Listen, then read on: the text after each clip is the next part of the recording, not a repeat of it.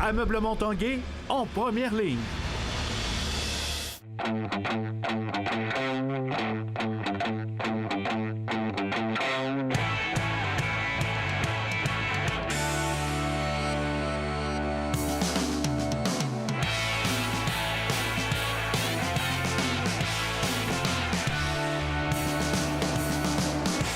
Bon lundi tout le monde, bienvenue à l'Esprit sportif. Dans l'émission aujourd'hui, un peu plus tard, des rencontres avec le combattant Marc-André Barriault, également avec l'ex-champion du monde de boxe, Éric Lucas. Qu'est-il devenu? Vous le saurez un peu plus tard. Mais d'abord, on parle de football universitaire. C'est ici au PEP samedi qu'a été remportée la Coupe Dunsmore par le Rouge et Or, 14-1 face aux Carabins. On a pour vous l'analyse du match avec Denis Casavant et Charles-Antoine Sinotte, les commentaires d'après-match avec Stéphane Turcot. Mais d'abord, la victoire en son et en images.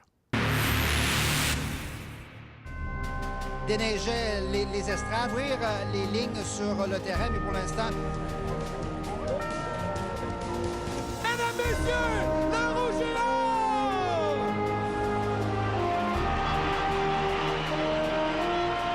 Hugo Richard s'avance, cherche le receveur, la passe Hugo Richard et la passe est interceptée. Voilà la première interception, c'est Bruno Lagacé. Lagacé qui ramène le ballon de long des lignes de côte. Le ballon échappe à Dimitri Morin. Le ballon est toujours libre et c'est récupéré par le Rouge et Or. Et voilà Auclair qui reprend. Auclair s'échappe. Auclair à la ligne de 40, s'en va vers la zone des buts. Il n'y a pas de mouchoir et ce sera un toucher défensif. Adam Auclair sur un retour d'échappée. Au sol lorsqu'il reprend le ballon. Regardez le numéro 2. Les deux genoux d'Adam Auclair sont au sol.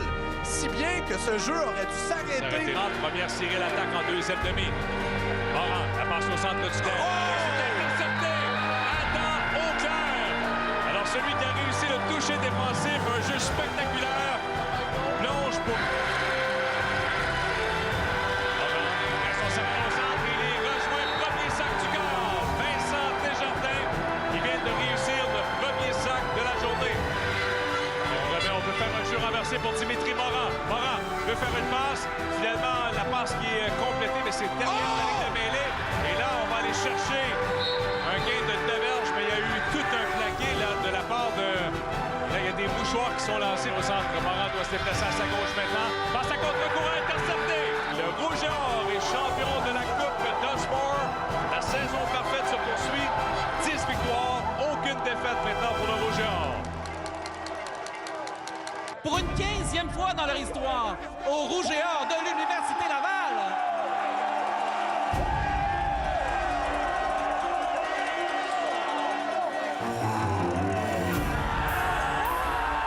Donc, pour une 15e fois dans leur histoire, le Rouge et Or soulève la Coupe Dunsmore, l'emblème de la suprématie du football universitaire québécois, grâce à une performance impériale de la défensive qui n'a rien donné aux Carabins.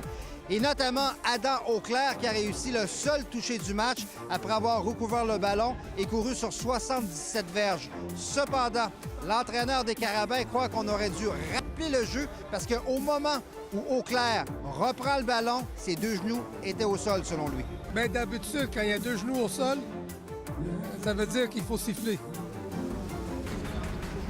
Mais il n'y a rien. Je trouvais ça un petit peu bizarre. Qui était incapable de s'élever puis de compter un toucher. Je l'ai pas vu, je peux pas te le dire, mais c'est pour ça que les arbitres sont là. Ils font des erreurs, ils ont fait dans le passé. Je sais pas si c'est le cas, mais écoute, c'est pas un jeu qui change la game. J'ai aucune idée, honnêtement, c'est arrivé vraiment vite. Peut-être que j'avais les genoux au sol, peut-être pas, mais moi je sais que j'ai ramené le ballon dans l'end zone, puis c'est ça qui compte. Fait que c'est ça. Bien, c'est une étape qui est évidemment nécessaire à ce qu'on continue vers notre objectif ultime. C'est sûr qu'à Montréal, c'est une très bonne équipe. On était capable de les battre deux fois cette année. Puis on est capable de faire une troisième fois en finale de la Coupe Dunsmore. Puis c'est celle qui est la plus importante des trois.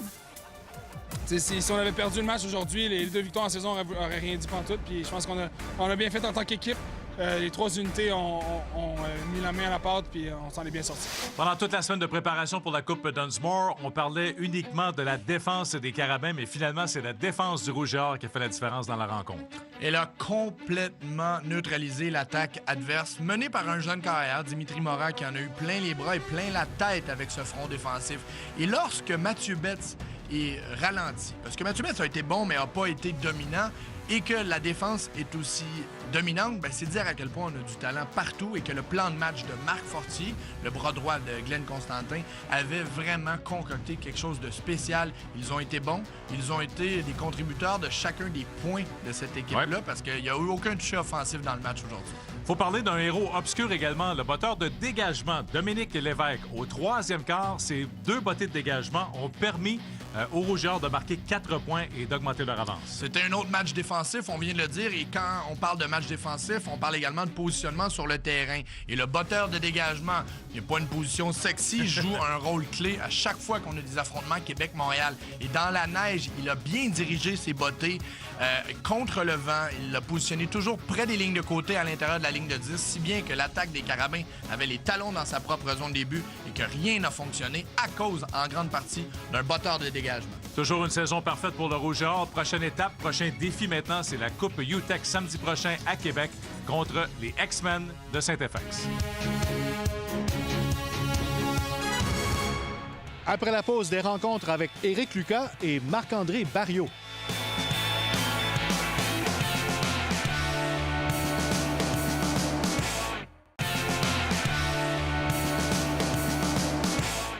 L'ex-champion du monde de boxe, Éric Lucas, était dans la région de Québec en fin de semaine, non pas pour parler de sa première passion, la boxe, mais pour nous parler de sa deuxième passion, le camionnage.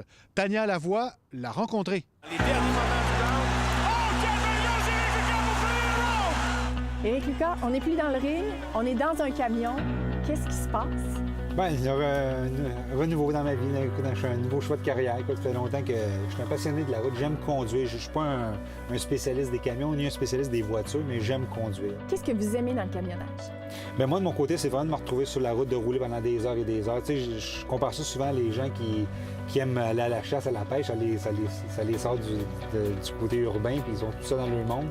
Mais moi, c'est un peu ça. Quand je suis dans mon camion et que je roule des heures et des heures, je retrouve la solitude, je suis bien dans ce moment-là. Souvent, je conduis, il n'y a même pas de radio, j'ai rien. Plus jeune, vous faisiez beaucoup de routes avec vos parents? Pas tant que mes parents, mais plus avec la famille que j'ai présentement. Là, j'ai quand même des enfants de 20 ans, 15 ans. On a fait beaucoup de la Floride, nous autres, à chaque année, autour de la relâche. C'est tout le temps comme un classique depuis des années de faire ça. Et c'est le même que j'ai découvert vraiment ma passion pour la conduite. Est-ce que vous ennuyez de la boxe? Pas du tout, non. Honnêtement, c'est drôle à dire. Je pense que j'ai trouvé un peu mon après-boxe. Le camion me plaît beaucoup. J'aime beaucoup ce que je fais. Je ferme pas la porte à un retour dans le monde de la boxe, comme que ce soit la télé ou que ce soit dans le milieu de la boxe, comme entraîneur ou quoi que ce soit. Mais présentement, ça me manque pas. Quand je reviens de mes voyages, mais tous les jours que je suis à la maison, je m'entraîne tous les jours. Qu'est-ce que vous diriez aux jeunes qui veulent s'en aller dans le domaine du camionnage? C'est vraiment un beau métier. Je pense qu'il y en a pour tous les goûts. Comme je disais tantôt, là, pour ceux qui veulent revenir chez eux tous les soirs ou ceux qui veulent voyager. Il y en a pour tous les goûts. Il y en a aussi pour les couples. Ma femme, je lui ai demandé, j'ai dit, dans 4-5 ans, quand les enfants vont être assez grands, ça serait le fun de faire de la route ensemble. Elle m'a dit non. Je te leur demande encore, chérie. J'aimerais ça que tu aies changé ton permis, que dans 4-5 ans, on peut faire le tour de l'Amérique en voiture. Il y a plein de possibilités pour le camionnage. Je pense que c'est une belle industrie, puis il faut que le monde n'hésite pas à aller voir vers ça, parce que c'est ouvert à tous. Bien, merci, Éric. Longue route. Merci beaucoup, c'est un plaisir. On est prêt à partir? Oui. C'est bon, on est parti. On est prêt à partir. Bye-bye. C'est vendredi en conférence de presse que le combattant de Québec, Marc-André Barriault, a confirmé qu'il avait paraphé une entente de 4 combats avec la prestigieuse organisation d'arts martiaux mixtes au monde, l'UFC. Barriault, qui monte une fiche de 11 victoires, une défaite avec 8 KO sur la scène des arts martiaux mixtes, fera ses débuts à une date à déterminer en 2019. L'athlète de 28 ans, né à Gatineau, mais qui est installé à Québec depuis 8 ans, en a fait l'annonce dans sa cour au Centre Vidéotron. L'entente avec l'UFC prévoit qu'à partir de son premier combat, Barriault complétera ses engagements à l'intérieur de 20 mois. C'est l'accomplissement là, de tout ce qu'on a travaillé depuis plusieurs mois, années, surtout depuis ma signature chez TKO. Moi, j'y croyais là, que j'étais pour me rendre là un jour. Puis avec l'organisation puis toute la plateforme qu'on avait entre les mains, j'étais destiné pour me rendre là. Puis de voir qu'ils font ça en grand comme ça aujourd'hui, je suis vraiment content. Et ce contrat-là est suffisant pour que ce soit ton gagne-pain? Pas en date d'aujourd'hui. Puis même s'il y avait peut-être des plus gros chiffres qui étaient sur le contrat, je suis un gars assez intelligent. Là, je suis conscient que ça peut aller très bien, comme que des fois ça peut aller un peu moins bien, les blessures, peu importe. Donc je vais quand même continuer à garder mon emploi là, à temps partiel, garder juste mes pions bien placés pour s'il arrive quelque chose, mais au moins je ne retombe pas trop haut. Là. Mais en attendant son tout premier combat avec l'UFC, Marc-André Barriault poursuit son travail, celui de cuisinier. Le reportage de Stéphane Turcot. Depuis 2014, Marc-André Barriault a réussi à se farcir quelques adversaires chez TKO. Mais au menu de sa vie de tous les jours, c'est ici qu'il cuisine.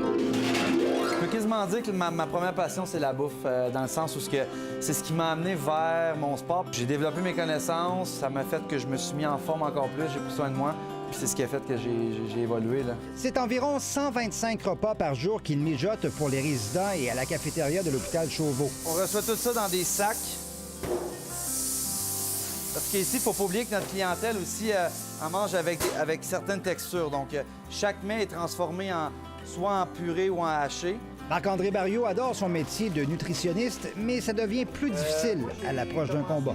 Quand je suis en diète à un mois du combat puis que je suis en train de passer du gâteau, j'aurais le goût de donner des coups de coude. Les collègues de travail ont découvert une facette de Marc-André Barriault qu'ils n'avaient jamais soupçonnée. Une fois, je l'ai même vu à l'écran, puis je me disais, mon Dieu, c'est Marc-André, puis c'était comme, ben voyons donc, là. Il trouve ça particulier parce que moi, il me voyait comme étant Marc-André au travail, tu sais. Petit gars qui est fin. Ouais, c'est ça. Puis là, les derniers, il y en a quelques-uns qui sont venus à mes derniers combats, puis ils ont vraiment aimé ça. Puis ils ont dit qu'on a la misère à faire la différence, le lien entre toi puis Marc-André ici. C'est vraiment deux opposés. Parce que c'est vraiment, comme je disais, un collègue qui est agréable, qui est à son affaire, mais c'est un doux. T'es un grand tendre, dans le fond, toi. Oui. Non, mais tu sais, j'essaie pas de m'improviser quoi que ce soit d'autre ou me créer un personnage. Je suis comme que je suis. Puis quand je rentre là-dedans, je le sais que je suis faite pour ça, donc je me pose pas de questions. Je m'en vais juste performer, c'est tout. Stéphane Turcot, TVA Sport, à Québec. Alors voilà, c'était l'Esprit sportif en ce début de semaine. Soyez au rendez-vous demain. Bye-bye tout le monde.